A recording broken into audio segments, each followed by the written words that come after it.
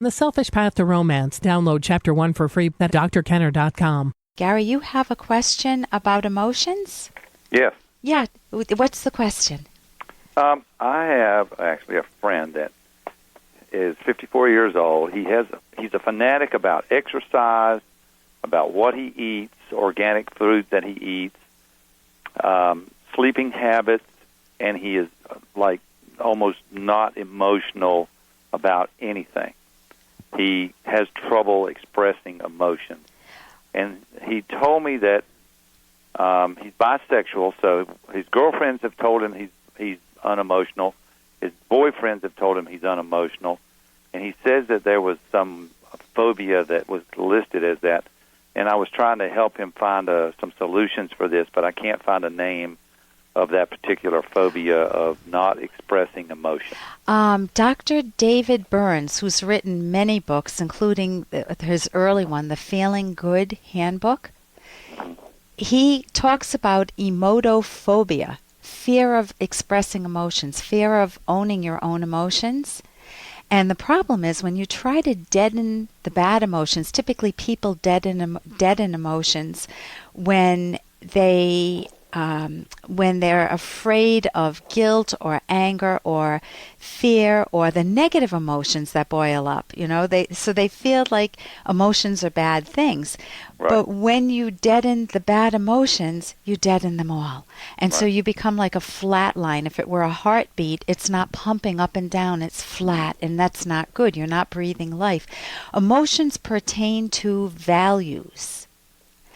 Meaning, when you think of the things you love in life, think of your kids or a good friend or somebody in your life, a partner that you love, and or activities or hobbies you love to do or your career. When you think of the things that matter most to you in your life and without which your life would feel like it's got an empty hole in it, it moves you. You feel emotions.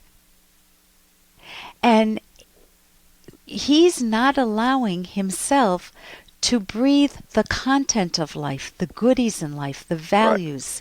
Right. And then he does what, and I can ask you some more questions too, but you're saying he's taking actions. And typically when you picture someone who exercises or takes care of their sleeping and eating habits, what do you picture? Someone that's, complete and cares about themselves and takes good care of themselves. And I also have an image that comes to my mind of somebody who is living and breathing life, who's laughing, who's crying when they need to cry. This individual never does that. And so I don't know, he may be using the exercise and as an outlet, as just a way to escape thinking. People do that at work. Yeah, he rides a bike 30 miles a day, and if he doesn't ride, he has to go to the gym and exercise for 3 hours. Oh, that almost sounds like a little OCD going on there. The have to? I mean, it's wonderful to 3 hours a day. 3 hours a day. Now I'm raising my eyes, but my own son is a ballroom dancer. Yeah. So he's out bike riding early in the morning at 5:30, but he's doing it for his career. And man, what is ODC? Obsessive compulsive disorder, where you have. Hey, I got to interrupt this because we've got to pay some bills. 30 seconds, that's it. A very quick ad, and then Ellen will be back. Do you ever feel overlooked in your romantic relationships? Well, when it comes to love, sometimes it's good to be selfish. Find out why in the provocative book, The Selfish Path to Romance. Being selfish means valuing yourself, so your partner will value you. Discover the secrets to keeping yourself front and center in your relationship and building a romance that will last. Find The Selfish Path to Romance by Drs. Ellen Kenner and Edwin Locke on Amazon or at selfishromance.com. That's The Selfish Path to Romance on Amazon or selfishromance.com. What is ODC? Obsessive compulsive disorder, where you have some negative thoughts and you don't want them to surface. Like you have what if thoughts. That's typically the form. If he's got something that he has to face, like his mother's getting older and he needs to get power of attorney to help her. Yes. He does not want to face that responsibility. He shucks and shuns any type of confrontation of reality, of urgency. He can't make a decision. he always says this phrase of, "Well, let's see how it works out," or we'll tackle that later, and we'll see how that works out. Which must be very frustrating for you. If Well, he's it a is good frustrating buddy. because it's getting to the point to where it's becoming dangerous because he can't make a decision. I mean, he can't even make a decision on what he wants to eat sometimes, or does he want to eat sometimes, or does he want to go, to the park, or he said, "Well, I don't know." Can you I'm hear your own emotion in evaluating your frustration? It's frustrating with him. Well, it's very right? frustrating to try to live with that person when they are in a constant state of unrest and flux that they have no sense of purpose to every day. It's just like, well, whatever randomly happens is what he'll accept as happening, and he can't make any decisions to have any goals or any achievements because that puts too much pressure on him. Like if he travels, which he travels every month to see his mother for a week, you can ask him, well, are you going to be gone for 3 days, or are you going to be gone for 3 weeks, or a week, or 2 weeks? He says, I don't know until I get there. And that's his candid answer. I don't know until I see what's going to happen. So he's got this. Here's the problem.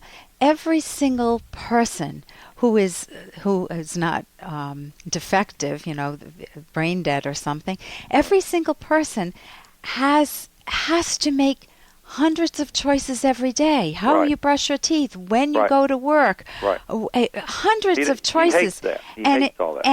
And so it's almost, he hates the nature of his mind, that he has volition, that he has free will, and you have no choice, that you have to choose, but he can make himself into what looks like a deterministic being, where he fatalistically floats through life and, let whatever happens. And shame on him.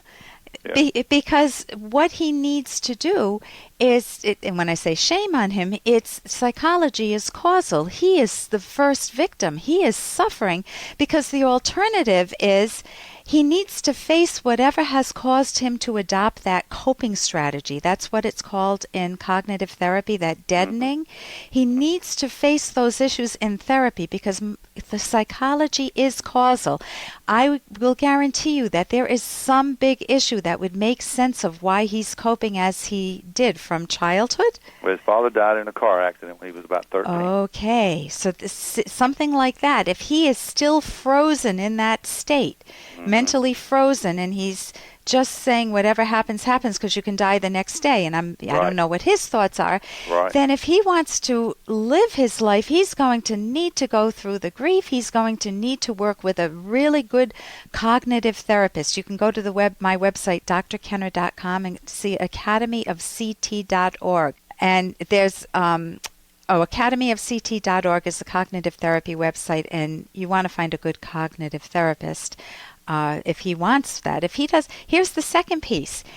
You're living with him. You choose who gets into your close circle, what the cognitive therapist called an intimacy circle, who gets in close. And if you're living with someone who brings you chronic frustration, you want to figure out, do you want them as close as that, or do you want them a little further out? If he's a partner of yours, then you may want to...